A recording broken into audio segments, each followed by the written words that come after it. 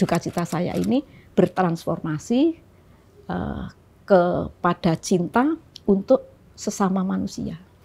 Ketika saya mencintai Wawan, aksi Kamisan ini adalah cara saya untuk merawat reformasi. Cinta saya kepada Wawan ini yang menyemangati, kemudian menumbuhkan niat saya untuk mewujudkan agenda reformasi yang ketiga, yaitu tegakkan supremasi hukum. Barometernya adalah apabila penembakan mahasiswa dalam peristiwa Semanggi 1, Semanggi 2, dan Trisakti ini dipertanggungjawabkan di meja pengadilan HAM ad hoc, apapun hasilnya. Apakah Ibu memaafkan yang nembak Wawan? Ya, saya jawabnya, memaafkan siapa? Saya kan tidak tahu siapa yang nembak Wawan. Apakah Ibu dendam? Dendam dengan siapa? Saya kan tidak tahu siapa yang nembak Wawan. Nyawa manusia itu tidak ada yang jual. Baju sobek bisa dijahit, bisa ditambal, bisa beli yang baru. Tapi kalau nyawa kan nggak bisa. Bagi saya, Wawan itu adalah pejuang reformasi dan demokrasi.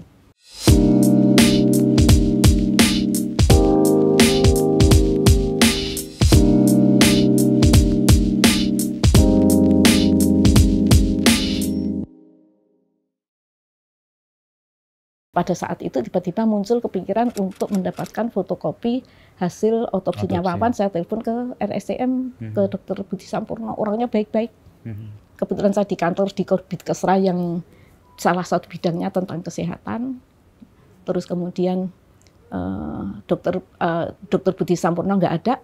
Saya diberi nomor telepon rumahnya kalau nggak salah waktu di Kemanggisan. Saya telepon ke rumah Dr. Budi Sampurno yang menerima istrinya juga baik.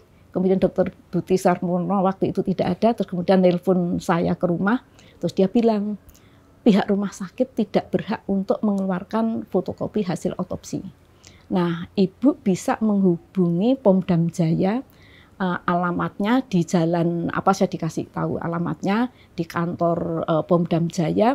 Ibu bisa menemui Pak Wempi Hapan, itu Kabag Sidik Pomdam Jaya. Nah, terus akhirnya saya telepon nih ke Pomdam Jaya sama Pak Wempi tadi. Oh, dia senang sekali. Aduh, saya senang sekali. Saya akan bertemu dengan Ibu. Ibu bisa bertemu dengan saya, bisa di kantor, bisa di rumah. Jadi nanti Ibu bisa tanya sama anak-anak, terserah Ibu mau ketemu saya di mana. Terus saya ketemu di kantornya, di ruang kerjanya. Begitu saya masuk, saya ingat sekali Wawan pakai kaos Tintin. Jadi dulu yang meminta Wawan diotopsi itu saya, Bu. Pak Wempi. Terus berarti Intel dong dulu yang maksa-maksa minta diotopsi itu gitu. Nah, terus kemudian saya disuruh baca laporan yang dikirim ke Menhan Kampangap ke Pak Wiranto. Saya nggak mau.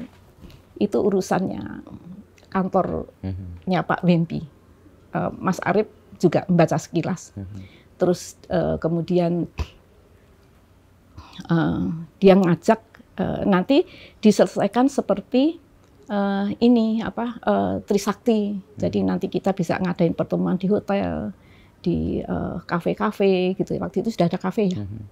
Nah, terus kemudian dia juga bilang kalau masih membutuhkan saksi. Kemudian saya telepon ke nomor sandi. Pomdam Jaya memerlukan saksi. Akhirnya anak-anak TRK ada yang bersedia jadi saksi. Saya kirim ke Pomdam Jaya. Saya telepon, saya kirim pakai pos itunya, nama-nama itu. Saya fax, tapi nggak ada perkembangannya. Setelah itu kami ke Pomdam Jaya, audiensi sama TRK sama itu Kontras. Saya nanya bagaimana tentang permintaan Pomdam Jaya untuk saksi Wawan. Dia bilang sudah cukup. Nah, waktu itu juga kaosnya Wawan mau disita, barang-barangnya Wawan mau disita gitu, saya nggak boleh gitu. Nah, terus setelah itu saya nunggu kan Komandan Pomdam Jayanya Pak Hendar Ji Supanji ya. Nah, kemudian beliaunya itu saya nunggunya lama. Setelah beliau datang ke ruang kerja, saya diantar Pak Wempi, boro-boro disuruh duduk. Mobil saya digebrak-gebrak sama mahasiswa. Mobil saya dipukulin sama mahasiswa. Bapak, anak saya ditembak dan meninggal. Saya menghadap Bapak untuk mohon fotokopi hasil otopsinya Wawan. Oh, nggak bisa, Bu. Ibu akan mendapatkan hasil fotokopi hasil otopsi itu kalau hasil otopsi itu sudah dibawa ke persidangan. Kalau sudah selesai persidangan, Ibu baru bisa mendapatkan hasil otopsi itu. Nah, ya sudah. Terus kemudian itu jadi saya ke Pomdam Jaya, ya itu hanya bertiga, saya, bapaknya Wawan sama Irma.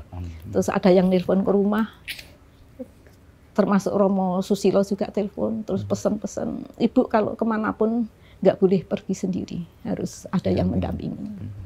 Terus kemudian setelah itu saya masuk kerja, terus kemudian itu bulan November, Februari nggak salah saya masuk kerja. Setelah 3 bulan. Ya setelah 3 bulan itu, terus kemudian lama-lama terus ada anggota DPR, Pak Paulus Weto, orang dari PDIP, dia ngajakin, Bu, dia bilang Mbak, kita ini yuk misa Jumat pertama di Slipi di gereja Salvator. Itu jadi setiap ada misa Jumat pertama untuk karyawan-karyawati di sekitar Slipi. Saya ikut terus kemudian yang mimpin misanya Romo Sandiawan. Terus tiba-tiba muncul, saya kepengen tahu kenapa Wawan ditembak. Saya pengen tahu seperti apa aparat di dalam menghadapi para demonstran gitu. Nah, saya sambil ke tempat parkir, saya ngobrol sama Romo Sandi. Saya mau turun ke jalan. Saya ingin tahu seperti apa sih tentara polisi menghadapi para demonstran gitu. Saya akan ikut di Kompas itu ada berita aktivis perempuan mengadakan aksi damai di Bundaran HI setiap hari Jumat. Gitu. Ini cikal bakal yang Kamisan nih kayaknya. Ini cikal bakal saya mau demo, ikut itu, turun ke jalan. Berarti Ibu nanti mau demo. Jadi nanti tim relawan nanti yang megang Ibu Karlina. Ibu Karlina itu dosen, sarjana, dia ini gitu ya. Kan waktu itu di koran kan juga Bu Karlina sudah terberitakan yang membentuk Suara Ibu Peduli. Ya. Terus kemudian itu hari Jumat bulan April saya ikut ke Bundaran HI. Saya kan nggak tahu caranya orang demo. Saya ke Kalyana Mitra. Jadi waktu itu tuh ini selama 3 bulan itu setelah saya mulai merasa lapar itu, saya telepon ke P3M apa itu yang itu yang apa Muslim itu tempatnya kantornya Bu siapa itu yang orang ini Mbak Lis Markus gitu yang nerima bapak-bapak terus kemudian juga ke Kalyana Mitra tempatnya Bu Ita Nadia terus kemudian untuk demo pertama itu saya ke Kalyana Mitra terus kemudian saya nunggu lama, terus dia nyiapin yang untuk demo gitu, terus bawa sendok garpu. Saya tanya, itu sendok garpu untuk apa? Jadi nanti kalau kita mau nyebrang, Bu, polisi tidak membantuin nyebrang, kita pakai ini ting gitu ya, gitu. Terus demo pertama saya ketemu tuh ada Ibu Sinta, ada Ibu yang apa itu, yang Ibu Sap. Bu Saparina Satri, terus ya ada Mbak Maria Hertiningsih dan yang lain-lain gitu. Terus kemudian Jumat keduanya, jadi waktu itu ini muterin Bundaran HI sambil nyanyinya lagu Ibu Pertiwi gitu deh, seingat saya. Terus kemudian diputuskan Kamis depan kita aksi lagi, tetapi temanya tentang Timur-Timur gitu. Terus kemudian ya saya datang lagi, terus yang ketiga di Kompas ada berita aksi damai aktivis perempuan di Bundaran HI dilarang oleh polisi karena dituduh ditunggangi gerwani. Itu nah, terus itu tahun 2000 ya, Mbak? Tahun 99. Oh ya, setelah itu ya, setahun setelahnya. Tahun 99, setelah 3 bulan saya cuti. Setelah itu terus di Bundaran HI itu bertemu dengan anak-anak TRK. Ibu, besok ada pertemuan korban Mei di Depok di Wisma SY. Kalau ibu mau datang boleh gitu. Nah terus kemudian saya datang tuh sama bapaknya Wawan sama Irma. Nah terus kemudian di situ itu semua orang yang ada di situ disuruh bicara, semuanya mau bicara. Tetapi setelah pegang mic nggak bisa keluar. Nggak ada kata-kata yang keluar kecuali air mata. Tapi fasilitatornya baik, terus kemudian dia bilang gini, jadi bapak-bapak ibu-ibu kita akan memperingati setahun tragedi Mei berdarah 13-15 Mei 98. Jadi kita harus bertemu untuk mempersiapkan peringatan gitu. Jadi nanti kok dulu kalau nggak salah juga harinya hari Kamis deh. Kita rapat di TRK gitu, rapat di TRK. Nah terus kemudian ya kita bisa bercerita, saling bagi pengalaman ya, bagi pengalaman. Nah terus kemudian anak TRK itu datang ke rumah, dia minta saya ikut ke korban Mei yang di Kedaung. Di situ banyak orang Tionghoanya. Nah waktu itu saya bilang, maksud sih saya kan pasien, maksud saya mau disuruh datang ke tempat orang-orang sakit gitu. Ya kita biar kenal aja Bu, biar banyak teman gitu. Nah, terus kemudian sampai di ini dalam pertemuan itu saya bilang, Bapak Ibu, kita itu sama-sama rakyat Indonesia. Yang membedakan adalah kulit ibu warnanya putih, kulit saya warnanya hitam. Mata ibu sipit, mata saya agak lebar gitu. Yang kita makan sama, beras. Yang kita minum sama, air dari tanah yang melahirkan keluarga kita. Nah, kalau bapak-bapak, ibu-ibu mau ikut ke ngadep presiden gitu, untuk peringatan 1 tahun dulu namanya tragedi berdarah 13-15 Mei 98. Ya bapak ibu sebaiknya pakai bajunya warna gelap, boleh hitam, boleh coklat, pakai kacamata hitam, seperti itu, pakai kacamata hitam.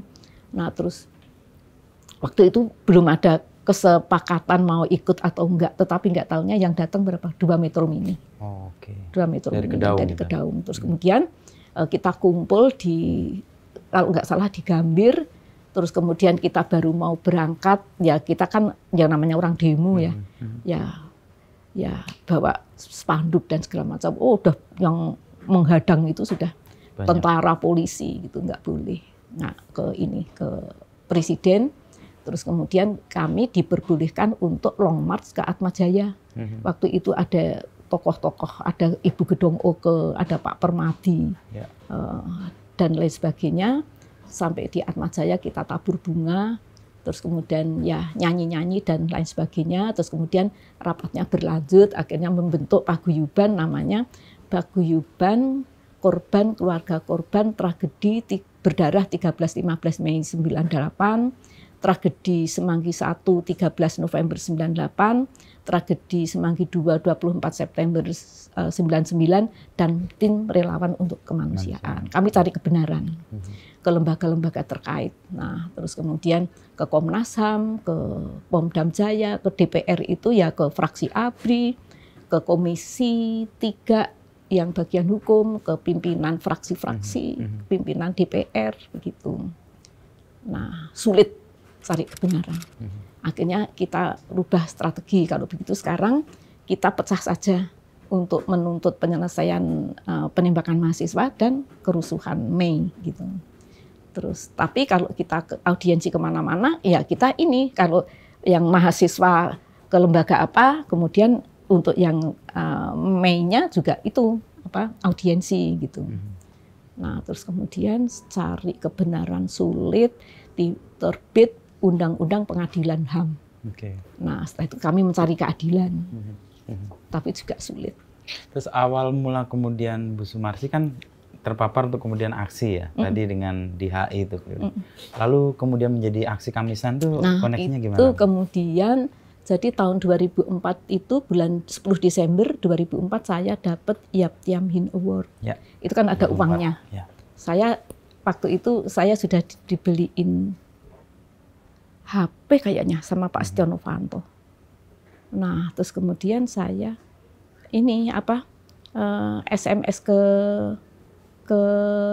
Romo Sandiawan, sebaiknya kalau besok ada nilai tunainya di dalam penerimaan Yapti Hamhin Award itu untuk kegiatan kurban, karena kan baginya sulit, karena yang membantu kita itu ada mahasiswa, ada aktivis, ada LSM gitu. Terus akhirnya waktu penerimaan award itu diumumkan sama Romo Sandi, akan berdiri organisasi korban namanya Swabela, yang akan dipimpin oleh Ibu Sumarsih dan Ibu Suciwati. Nah akhirnya terus ya mosok sudah diumumkan kita mau diem saja.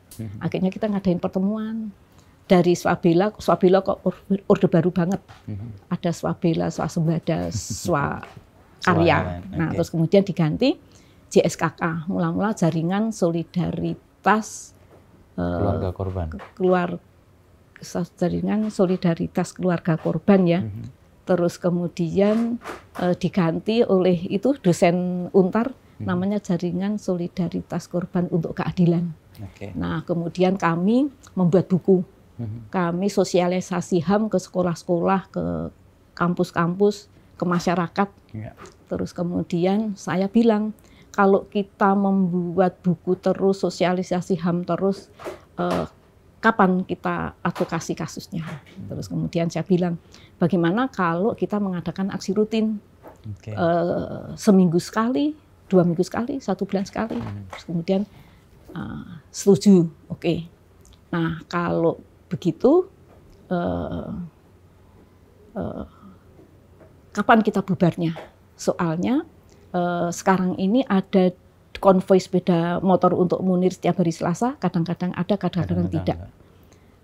Aksi damai aktivis perempuan tahun 99 juga akhirnya dilarang polisi. Akhirnya Mbak Suci, nanti sama saya Bu. Terus Yati Andriani, nanti anak kontras, nanti sama saya Bu. Jadi nanti kalau tinggal 3 orang, aksinya nggak usah diteruskan. Ya kita terus membicarakan harinya apa, maskotnya apa, terus kemudian kita nggak punya uang, jadi yang tidak tahan lapar harus bawa bekal, yang tidak tahan haus harus bawa minum. Nah di depan istana itu waktu itu juga ada apa ya usulan di DPR, di HI, terus kemudian si Yati ini ngusulin di depan istana sebagai lambang kekuasaan. Ya. Terus kemudian saya bilang, di depan istana itu kan sepi, nanti jangan-jangan nanti ada yang diculik. Di sana yang ada hanya tentara sama polisi. Bagaimana kalau yang tidak berani langsung ke depan istana, berangkatnya kumpul di Tugu Proklamasi, biaya transportasi dari Tugu Proklamasi ke depan istana pulang pergi, yang membiayai kontras. Ya oke. Gitu. Ya akhirnya terus terjadilah aksi Kamisan itu, dan sampai sekarang tidak pernah 3 orang. Selama 17 tahun aksinya sudah berjalan 800 kali. Untuk minggu ini kan 802 ya, besok ini 800. Mau 802 kali. Itu paling sedikit yang datang 8 orang. Kalau misalnya tahun berapa setelah pandemi itu? 2022 ya mungkin ya. Itu kami memulai aksi lagi. Itu yang datang ada 8 orang, tetapi ada yang pulang duluan. Tapi kalau di YouTube Jakarta Nicus itu hanya 7 orang. Gitu. Jadi 3 kali 8 orang itu bulan Desember tahun, kita mulai aksinya kan tanggal 18 Januari 2007.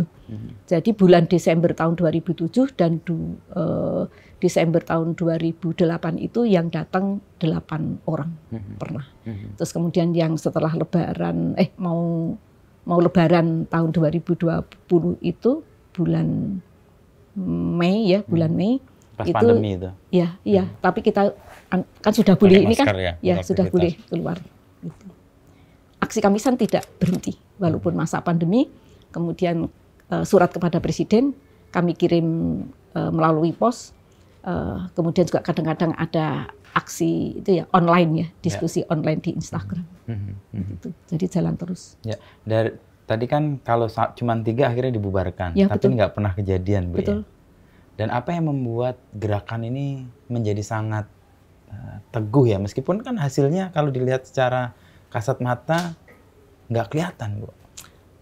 Kalau berbicara masalah keteguhannya, keteguhan itu kan di latar belakangi semangat. Ya. Nah, dalam cinta itu ada semangat dan ada harapan. Ketika saya mencintai Wawan, duka cita saya ini bertransformasi.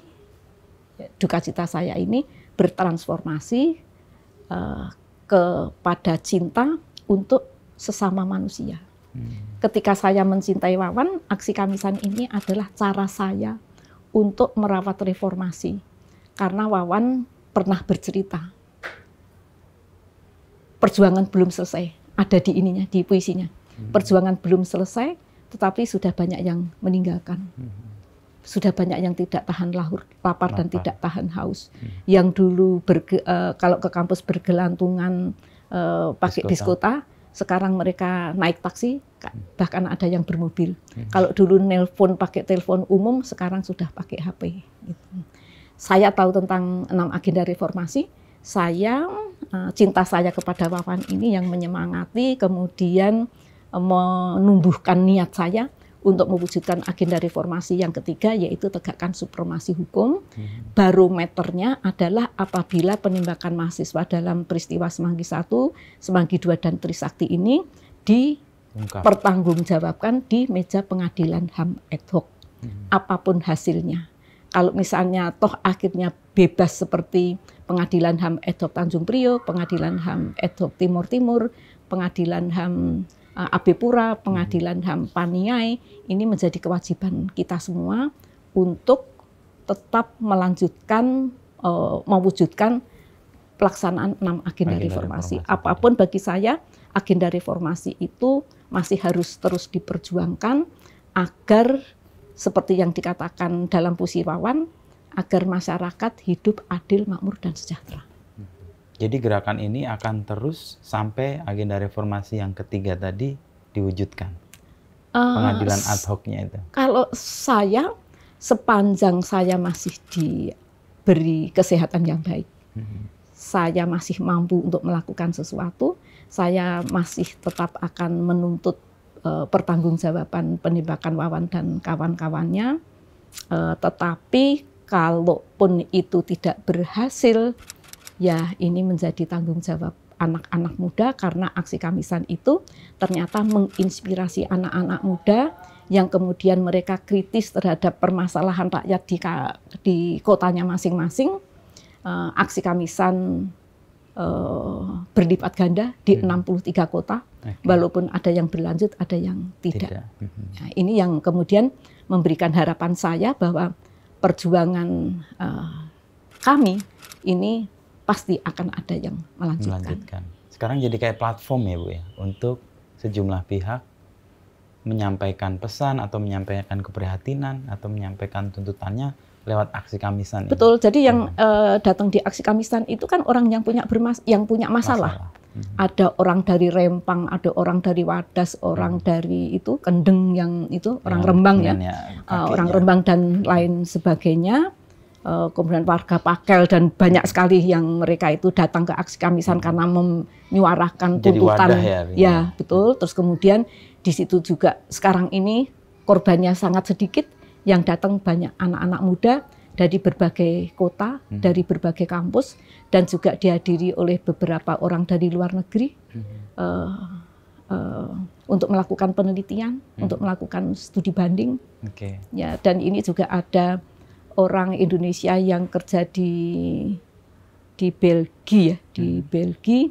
Dia seorang seniman yang kemudian bertemu dengan seorang peneliti yang ada pertukaran dosen antar negara Amerika dan Indonesia. Dia melakukan penelitian juga masalah hak asasi manusia. Dia bertemu di Kamboja, kemudian dia berencana membuat diskusi di Manhattan University di Amerika. Dihadiri oleh anak-anak mahasiswa. Dia ada 13 surat yang dikirim ke Jakarta untuk Aksi Kamisan. Dan menggunakan properti payung Aksi Kamisan, namanya IDA. Nah, Ida ini kemudian dapat tawaran dari museum di Argentina ya, untuk mengadakan pameran, dan dia minta dikirim 70 payung yang ada tulisannya berbagai kasus pelanggaran HAM di Indonesia. Kalau lihat sejarahnya, ini aksi Kamisan ini mirip juga yang di Plaza de Mayo itu ya, yang betul, yang the mother of the plaza. Betul. Oke. Iya, itu terinspirasi dari situ. Sebenarnya masalah ibu-ibu gerakan Plaza de Mayo itu sudah diperkenalkan sejak kami membentuk paguyuban yang dengan TRK itu. Tetapi saya nggak kepikiran sama sekali. Nah, pada saat saya tapi ya ada banyak yang mengatakan ini terinspirasi dari pengalaman di Plaza de Mayo. Tetapi waktu diperkenalkan dengan perjuangan ibu-ibu di Plaza de Mayo itu tidak mendapatkan tanggapannya. Baru pada tahun 2007 itu ya kami memutuskan untuk melakukan aksi rutin. Pilihan warna hitam, payung hitam itu. Nah, itu dulu kan gini, maskotnya apa gitu. Terus saya bilang, kalau payung gimana gitu ya. Oh, Bu Sumarsi yang. Terus kemudian warnanya apa, Mbak Suci? Hitam gitu. Dalam hati aku senang banget. Hitam itu lambang keteguhan gitu. Nah, terus setelah itu ya harinya hari apa gitu ya, dan dipilihlah hari Kamis. Ya, nah hari Kamis itu hari Senin itu alasannya, kalau hari Senin itu kan hari pertama kerja, jadi kita di kantor mesti itu banyak sibuk, banyak pekerjaan. Hari Selasa itu ada konvoi sepeda motor untuk Munir. Hari Rabu itu ada yang kuliah. Hari Kamis Mbak Suci bilang saya bisa itu nggak ngantor gitu, bisa ninggalin kantor. Hari Jumat hari pendek, Kamis Jumat Sabtu libur. Gitu. Akhirnya hari Kamis. Jam berapa gitu ya? Kalau pagi-pagi kita ganggu absen gitu. Kalau siang hari ntar nggak balik kantor gitu. Kalau begitu sore. Jam berapa? Jam 4 sampai jam 5 dengan pertimbangan di depan istana itu banyak orang pulang kerja dan waktu itu kita membagi, ketika aksinya damai, diam, nah tapi kita tetap bersuara. Nah, kami membuat spanduk, membuat selebaran dibagikan kepada para pengguna jalan. Terus nggak lama kemudian ini ketemu dipanggil sama itu Kapolsek Gambir namanya Pak Sinambela. Bu, panas Bu, neduh di sini, dikasih Bu. Bu, Ibu itu kan demo itu kan cari perhatian. Kalau cuman kayak begitu aja nggak diperhatiin Bu, bikin surat kepada Presiden. Oh, Pak Sinambela ini yang usulin. Iya, terus akhirnya ya, saya sampaikan. Jadi waktu itu setiap sore itu pulang aksi gitu kita ini evaluasi yang datang berapa orang dari mana saja. Itu evaluasi seperti itu, terus besok Kamis depan temanya apa gitu. Terus saya bilang ini ada itu, saya tadi ketemu Kapolsek Pak Sinambela suruh bikin surat kepada Presiden gitu. Zamannya Pak SBY itu polisinya baik, jadi itu memfasilitasi. Pada saat baik, pada saat nggak baik ya nggak baik, dorong-dorongan dengan polisi ya kalau ada tamu negara dan lain sebagainya. Nah terus kemudian jadi yang memfasilitasi untuk menyerahkan surat itu polisi, dia nelpon, kami mau mengirim surat gitu ya ke Presiden, terus petugasnya ada yang datang. Ketemuannya itu di pintu gerbang yang samping yang ada pohon rimbunnya itu gitu. Ada pos jaga itu ya. Ya, terus nanti lama-lama kalau sudah ada orang pakai baju biru dongker bawa map, polisinya ngingetin, Bu itu sudah ditunggu. Gitu. Suratnya.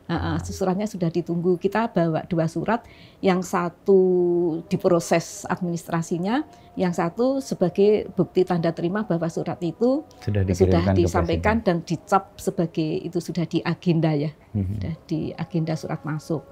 Terus kemudian lama-lama orang dari dalam itu datang ke aksinya itu.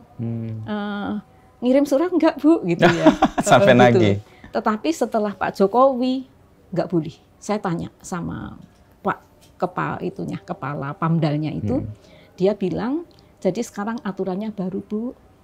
Jadi kalau mau mengantar surat kita ketemunya di pintu gerbang yang di Majapahit, di pintu gerbang Sekretariat Negara. Ya. Karena tempat kita serah terima surat itu tidak boleh dipakai lagi karena itu untuk lewatnya keluarga presiden.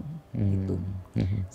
Dalam pemerintahan Pak Jokowi, boro-boro dibantuin nganterin ya kayak zamannya Pak SBY, nyebrangin aja nggak mau. Oke, nyebrangin untuk aksi itu? Nyebrangin untuk nganter surat. Untuk ketemu di ini di pintu yang di Majapahit. Jadi katanya sudah disentralkan namanya tamu CCTV. Gitu. Tapi tetap dikirim suratnya? Tetap dikirim. Nah, selama kirim surat ke presiden, baik ke SBY maupun ke Jokowi, apakah ada respon? Respon ada. Jadi saya telusuri, ada surat yang kemudian itu ada surat yang ditandatangani oleh Pak Hatta Rajasa. Nah, itu dulu Menteri Sekretaris Negara ya. Gitu. Terus kemudian tentang audiensi gitu ya. Ya jawabannya ya waktu itu akan kami tindak lanjuti sesuai ketentuan yang berlaku. Itu kayaknya cuma di setiap ngasih balasan seperti itu. Nah, terus kemudian ada surat yang diteruskan ke Jaksa Agung, ke Mahkamah Agung, ke lembaga-lembaga, ke Menko Polhukam gitu ya, gitu. Nah, terus kemudian pernah juga waktu itu mau ngajuin audiensi ke presiden, tetapi disposisinya diterima oleh Jaksa Agung. Saya bilang sama orang ke Jaksa Presiden Agung. Siapa? Waktu itu Presiden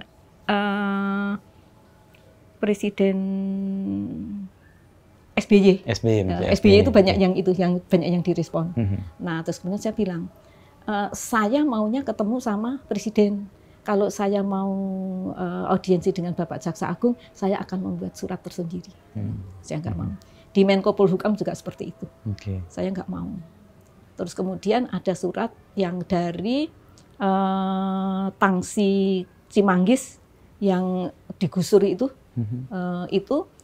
dia juga ikut aksi Kamisan. Saya minta, jadi kalau ada orang dari daerah gitu ya, saya minta bikin surat saja, nanti kami yang membuat pengantarnya dilengkapi dengan berkas-berkasnya dilampirkan. Nah, yang orang Cimanggis itu suratnya ditujukan ke Menteri Pertahanan ya, Menteri Pertahanan mengenai judulnya mengenai status kepemilikan tanah gitu, kelas-kelas gitu ya gitu. Nah, terus kemudian lama-lama orang Cimanggis itu bilang, Ibu, kami mengucapkan terima kasih.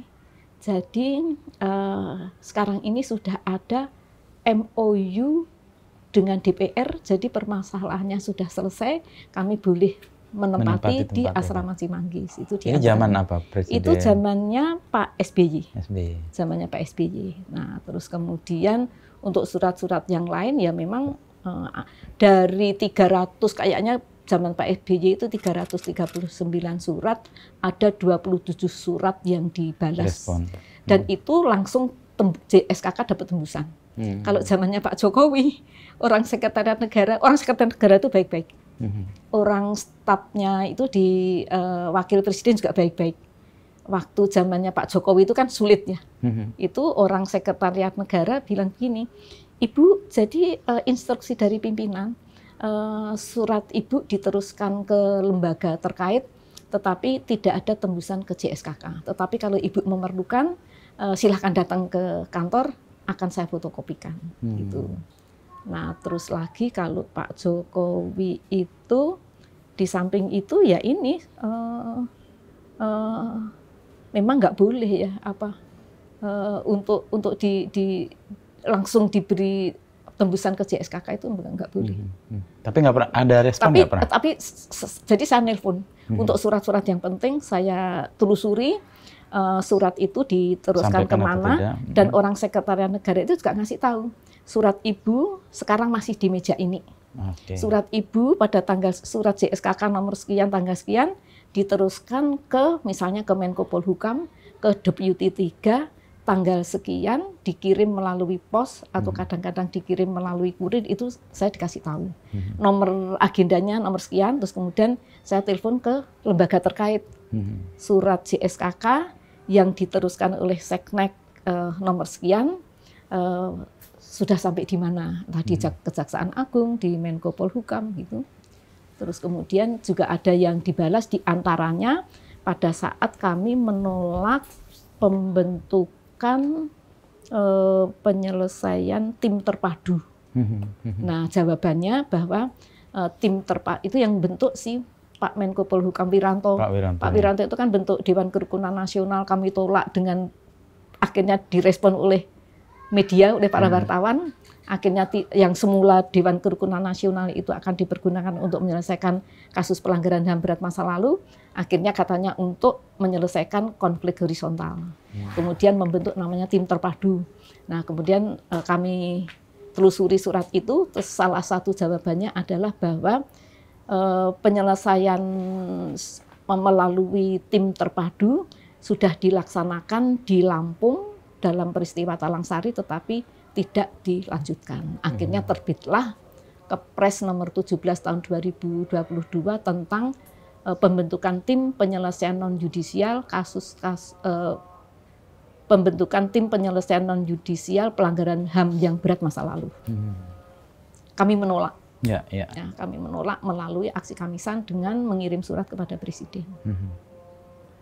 Nah, dengan langkah yang panjang itu, tadi saya melihat keteguhan yang luar biasa dari Ibu Sumarsih, bahkan ketika mendapati kabar Wawan sudah tidak ada, dan ketika Bu Sumarsih ada di rumah sakit, baik di Rumah Sakit Jakarta, lalu ke RSCM, Karolus, dan sampai di gereja bahkan. Apa ya, bisa begitu tegak gimana Ibu, atau teguh gitu ya?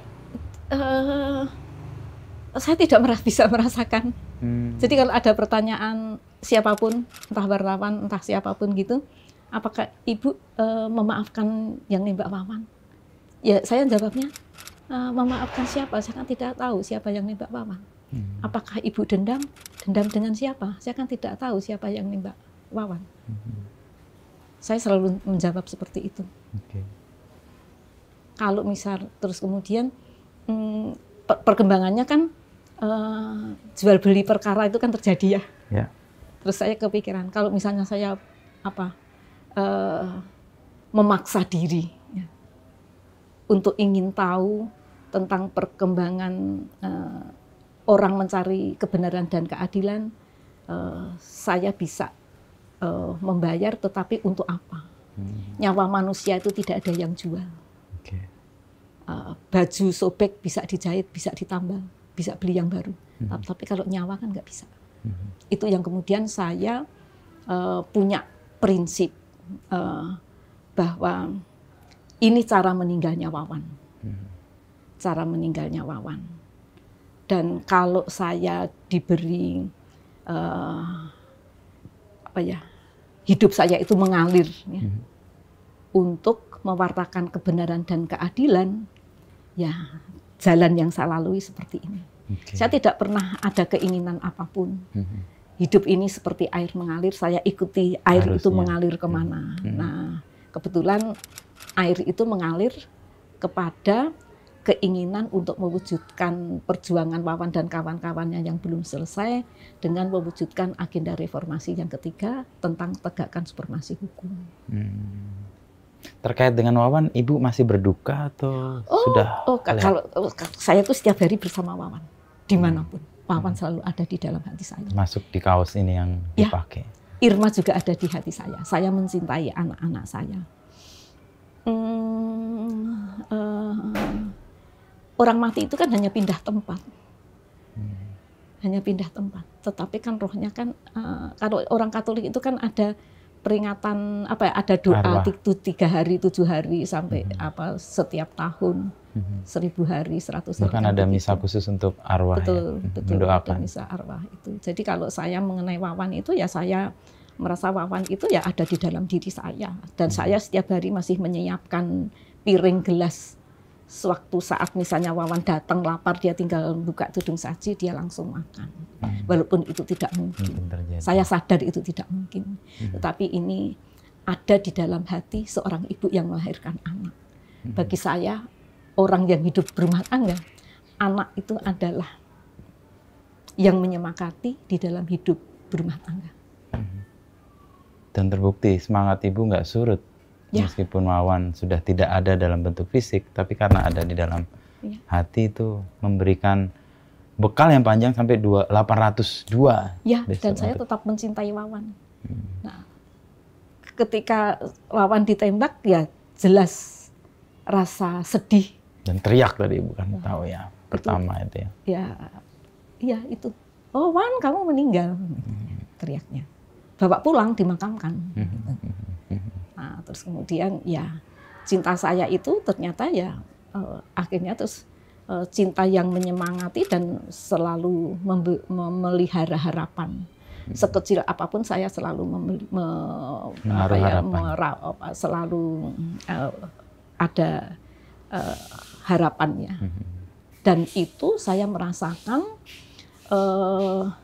Tuhan itu ya membimbing dan menuntun langkah saya. Dalam perjuangan untuk mencari kebenaran sulit, mencari keadilan sulit. Tapi ibarat orang berjalan di lorong yang sempit, di lorong yang gelap, selalu ada sinar yang menerangi. Kamu harus melangkah ke sini.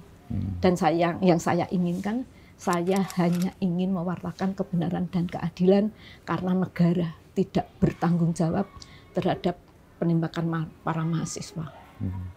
Pernah kecewa dan merasa sia-sia nggak Bu dengan apa yang dilakukan demikian panjang? Kayaknya kan responnya atau apa yang kita harapkan tidak sepenuhnya terwujud. Jadi pertanyaan kecewa dan putus asa atau apa? Kecewa. Ya, kecewa. Pernah kecewa nggak atau saya pernah? nggak kecewa. Saya nggak kecewa. Justru saya akhir-akhir ini saya selalu mengatakan, bagi saya Wawan itu adalah pejuang reformasi dan demokrasi. Ketika Wawan sebagai warga masyarakat biasa, sebagai anggota tim relawan, Wawan membantu orang-orang yang menjadi korban khususnya dalam tragedi 13-15 Mei 98. Tetapi sebagai mahasiswa, Wawan tidak hanya kuliah di bangku kuliahnya, tetapi Wawan juga mengadakan seminar, mengadakan diskusi ketika situasi negara penguasanya tidak pro rakyat. Jadi di TRK itu Wawan statusnya sebagai tim apa Bu? Saya tidak tahu sebagai tim apa, tapi poskonya di Carolus ya, di trotoar Carolus. Di situ ada waktu itu Frater Mutiara Andalas, beliau yang menandatangani ini ID card-nya Wawan. Nah, kalau kakak kelas saya itu Mutiara Andalas. Oh gitu. Ya. Oh gitu, ya. Dia sampai sekarang orangnya baik sekali. Ya. Pada saat. Atau mungkin tim medis ya Wawan ya? Atau betul. Ibu? Kelihatannya tim medis karena ini. Wawan itu kalau ke Carolus itu kan ada memang rumah sakit ya.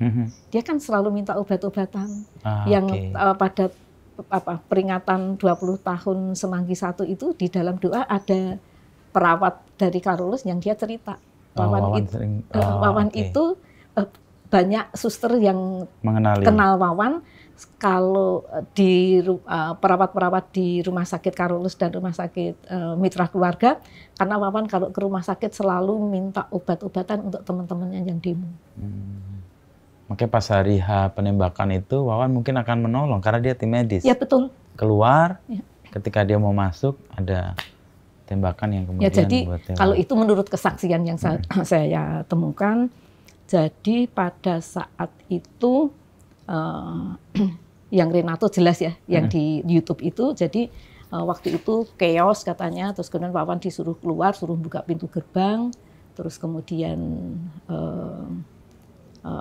akhirnya Wawan ditembak. Tadi apa pertanyaannya? Ya, terlalu panjang. Tugas Wawan ketika menjadi tim relawan untuk kemanusiaan sampai kemudian tertembak kan kayaknya dia datang keluar untuk membuka gerbang dan menolong teman-temannya untuk masuk ya. Jadi kalau saya bilangnya Wawan boleh ke kampus kalau tugasnya ngurusin logistik. Tetapi logistik itu kan juga ada kaitannya dengan kesehatannya. Gitu. Oke, jadi Ibu Sumarsih dengan semangat yang dihadirkan Wawan tadi ya untuk bangsa ini ya istilahnya ya, karena Wawan kan juga punya minat yang besar untuk keadilan, untuk kesejahteraan. Dan ini yang kayaknya memberi semangat juga, kayak mewariskan ke ibu sendiri bahkan ya. Dan juga generasi-generasi yang lain yang kemudian ikut di Kamisan itu.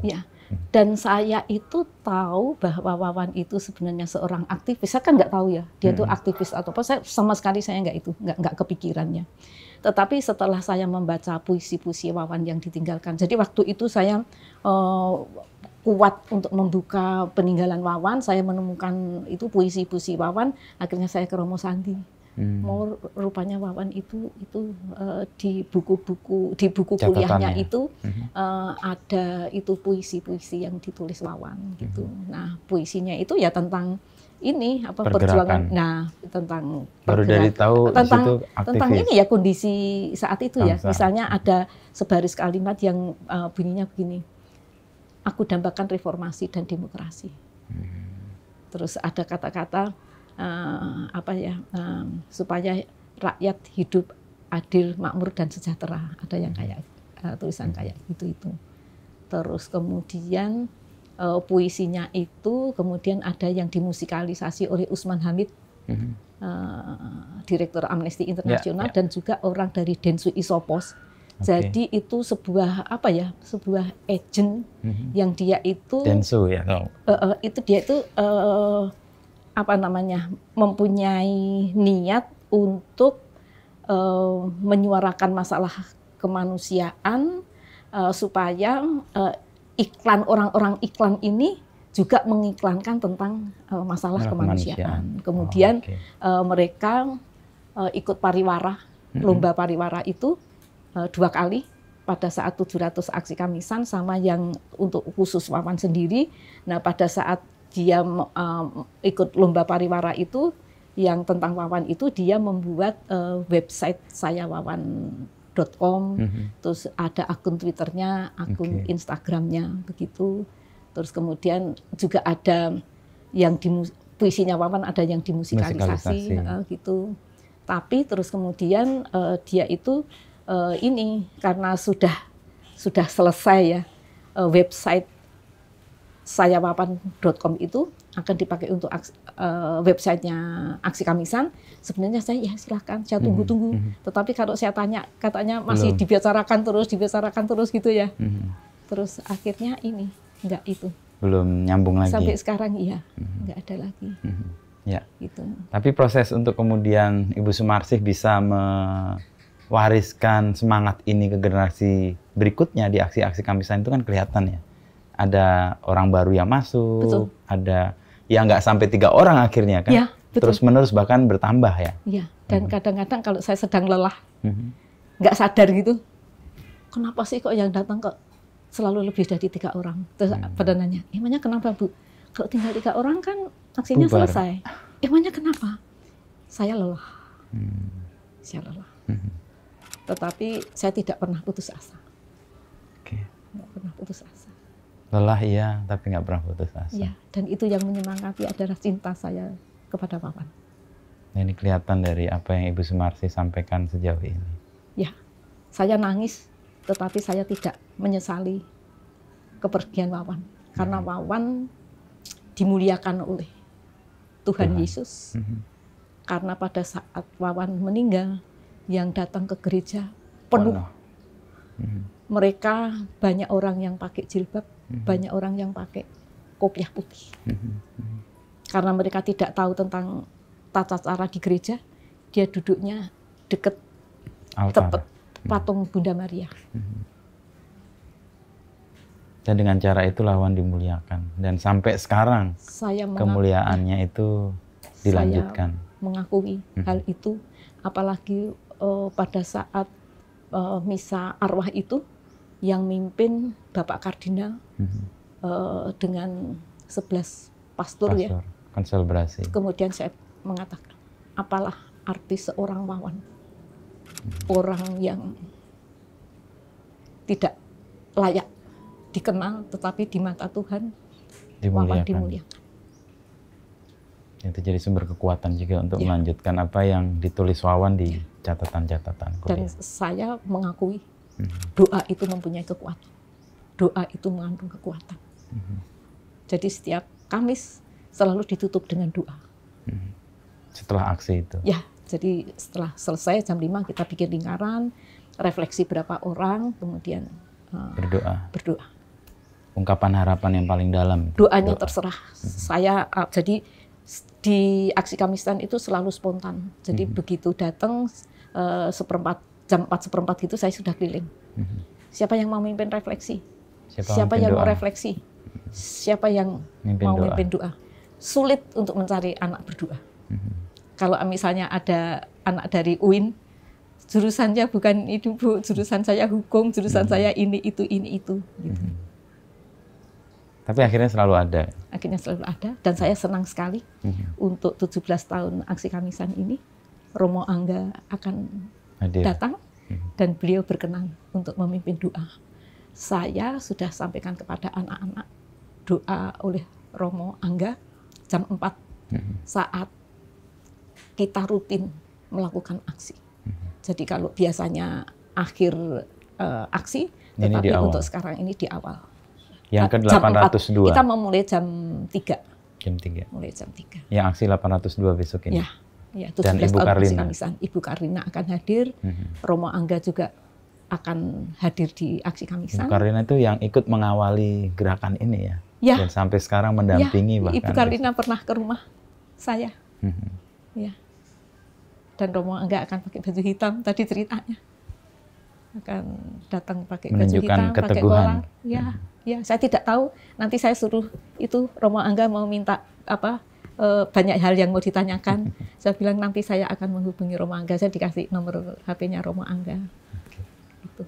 Lancar Bu Sumarsih untuk aksi Kamisannya ke 802, 803 sampai berapapun, sampai keadilan dan apa yang dicita-citakan keluarga korban. Saya maunya cepat selesai.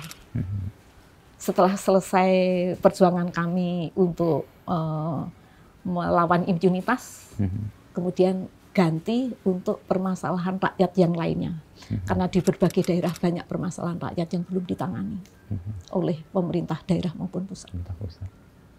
Artinya ini selesai pun bukan akhir, tapi bisa untuk mengadres atau mengambil persoalan-persoalan lain. Ya, dan itu saya percaya anak-anak muda yang akan melanjutkan. Dan saya selalu berharap mereka yang datang di aksi Kamisan, setiap saya diundang ke kampus-kampus, saya selalu mengatakan, saya punya harapan kepada kalian semua anak-anak muda, pada saatnya nanti kalian memimpin bangsa dan negara ini, saya berharap ada yang menjadi jaksa agung, ada yang menjadi anggota DPR, ada yang menjadi presiden, dan berani mempertanggungjawabkan kasus-kasus pelanggaran HAM berat, agar tidak terjadi pelanggaran HAM berat di kemudian hari. Yang menjadi korban cukup saya, jangan yang lain. Apa arti demokrasi kalau negara tidak menghormati nilai-nilai kemanusiaan? Baik, Bu. Terima kasih Bu Sumarsih. Terima kasih. Obrolannya panjang sekali. Tapi saya tidak ngerasa lama ini karena mendengar kisah dan merasa menyelami situasinya. Dan karena ini disampaikan dengan hati saya ikut hangat Bu, tersentuh. Terima kasih. Dan saya kalau cerita, saya selalu apa adanya.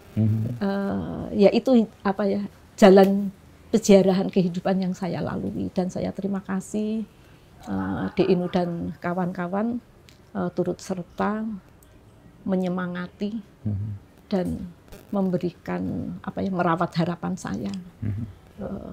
Saya merasa sebenarnya wartawan itu adalah ujung tombak perjuangan rakyat. Tanpa wartawan, tanpa diliput dan diberitakan, tidak akan ada manfaatnya apa-apa. Baik Bu, kami juga terima kasih. Ya, saya terima kasih sekali.